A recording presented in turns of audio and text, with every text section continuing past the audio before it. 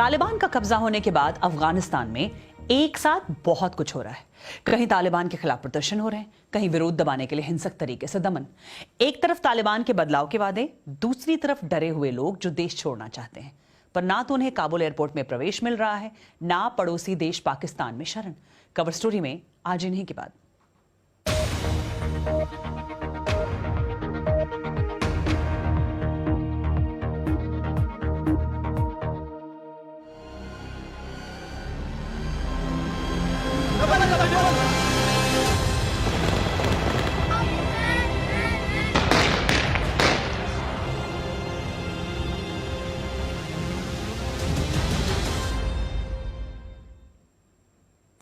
एक दिन पहले काबुल एयरपोर्ट का हाल हमने देखा था। अब भी कुछ ऐसी ही तस्वीर दिखाई दे रही है। देश छोड़कर भागने के लिए बेताब लोगों की भीड़ अब भी जमा है। विमानों के जरिए लोगों को सुरक्षित निकाला जा सके, इसके लिए 3,500 अमेरिकी सैनिक हवाई अड्डे पर तैनात हैं। मगर तालिबान ने बाहर नाकेबंदी सी कर दी है और जिनके पास यात्रा के लिए दस्तावेज नहीं है, उन्हें रोका जा रहा है। देश छोड़कर जाने की चाहत रखने वाले लोग ऐसे में बदहवास से होते जा रहे हैं। अब कुछ ऐसी तस्वीर देखने को मिल रही है। एक परिवार ने काबुल एयरपोर्ट की दीवार पर अपने बच्चे को कुछ ऐसे अमेरिकी सैनिकों को सौंपने की कोशिश की। अमेरिकी सैनिकों को भीड़ को तितर बितर करने के लिए आंसू गैस छोड़नी पड़ी। इस बात की पुष्टि हो चुकी है। हवाई अड्डे पर हाल के दिनों में गोली लगने और भगदड़ मचने से कम 12 लोगों की जान जा चुकी है। तालिबान के एक प्रवक्ता ने विदेशी सैनिकों पर गोली चलाने का आरोप लगाया। और दुनिया भर की सरकारें अपने नागरिकों और अफगान शरणार्थियों को निकालने की कोशिश कर रही हैं। इस बीच जो लोग अब भी देश में हैं, उनके लिए यह साफ हो गया है कि उन्हें अब तालिबान के राज में ही रहना होगा।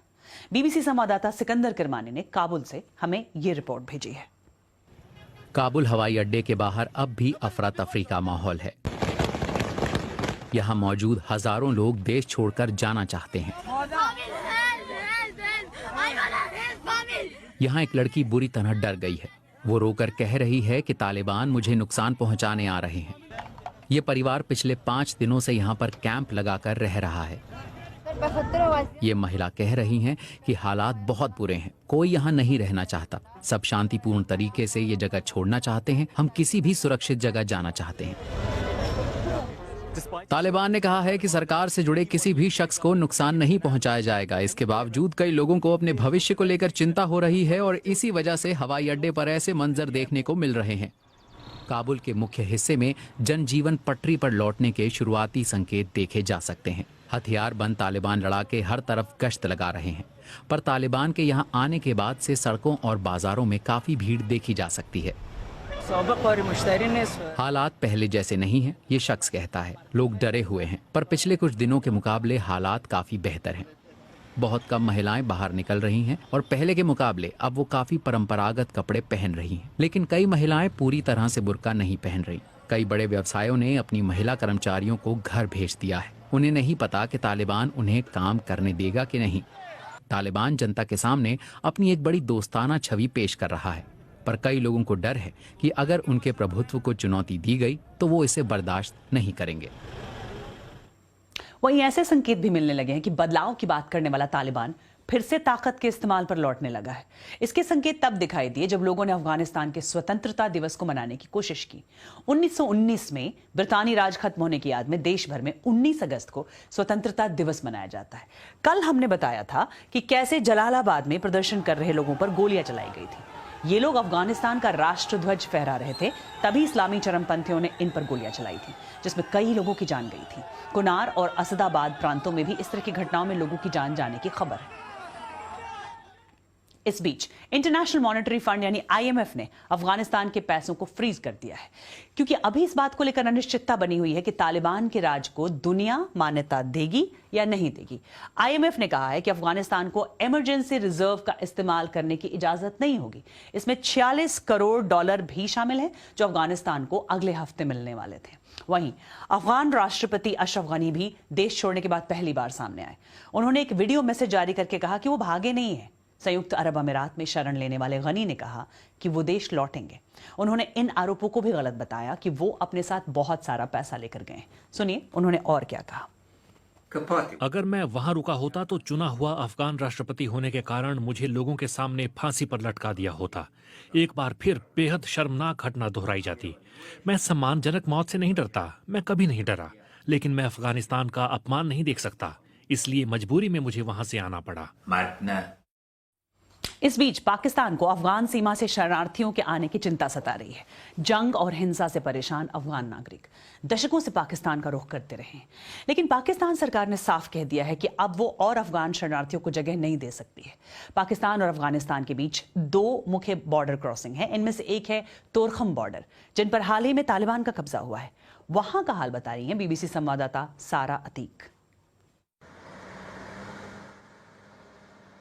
ऊपरी तौर पर पाकिस्तान अफगानिस्तान सीमा के इस हिस्से पर सब कुछ सामान्य दिखता है, लेकिन करीब से देखें तो लगता है बात पहले जैसी नहीं है। दोनों मुल्कों के बीच सबसे व्यस्त रहने वाली ये सीमा अब तालिबान के नियंत्रण में है। अफगानिस्तान छोड़कर जाना चाह रहे सैकड़ों नागरिक कुछ दिनों पहले इस सीमा पर जमा हो गए थे, लेकिन अब यहाँ पर अफगान शरणार्थियों की संख्या कम हुई है। तालिबान भी लोगों के देश से बाहर जाने को रोक रहा है। फिलहाल सिर्फ व्यापारी या यात्रा के लिए वैध दस्तावेजों के साथ सफर कर रहे लोगों को ही सीमा पार करने की इजाजत है। हमने देखा कि कोई भी अफगान नागरिक तालिबान लड़ाकों के साथ बातचीत नहीं कर रहा है। वो एक सुरक्षित दूरी पर आराम से खड़े हैं।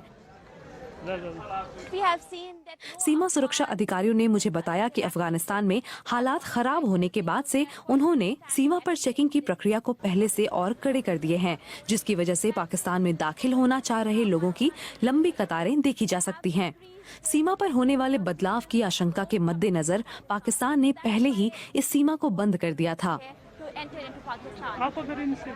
दशकों से तोरखम सीमा पाकिस्तान में आ रहे अफगान शरणार्थियों के लिए मुख्य मार्ग बना हुआ है, लेकिन हाल के सालों में सीमा पार से हिंसा बढ़ने के बाद पाकिस्तान ने अपनी सीमाओं को और मजबूत कर दिया है। लेकिन सरहद के उस ओर होने वाली किसी भी घटना की गूंज पाकिस्तान में जरूर सुनाई पड़ती है। तोरखम के नजदीक बसे इस बाजार में अक्सर ऐसे लोगों की भीड़ रहती है जो अफगानिस्तान छोड़कर पाकिस्तान आ गए हैं। तो अभी फिलहाल बाजी ज्यादातर लोग खुश। बहुत से लोग यहाँ तालिबान से खुश नहीं हैं। जो लोग गांव में रहे हैं वो उनके आसपास रहे हैं, लेकिन जो शहरों से आते हैं वो खुश नहीं हैं, क्योंकि उन्हें प्रतिबंधों की आदत नहीं है। उनको कोई प्रॉब्लम नहीं। करीब 30 लाख अरब अफगान शरणार्थी दशकों से पाकिस्तान में रह रहे हैं, जिनमें से आधे अवैध तरीके से यहाँ हैं। शरणार्थियों के लिए काम करने वाली संयुक्त राष्ट्र की एजेंसी पाकिस्तान से अपील की है कि वो अफगानिस्तान से भाग रहे लोगों के लिए अपनी सीमाएं खोल दें, लेकिन अब पाकिस्तान सरकार का कहना है कि अब वो इस युद्धग्रस्त देश से और शरणार्थियों को प्रवेश की इजाजत नहीं दे सकता। शरणार्थियों के लिए भी एक बड़ा संकट है। एक तरफ अफगानिस्तान पर कब्जा करने के बाद तालिबान वहां सत्ता के हस्तांतरण में व्यस्त है, और दूसरी तरफ पश्चिमी देशों की तरफ से उस पर आर्थिक दबाव भी बढ़ रहा है।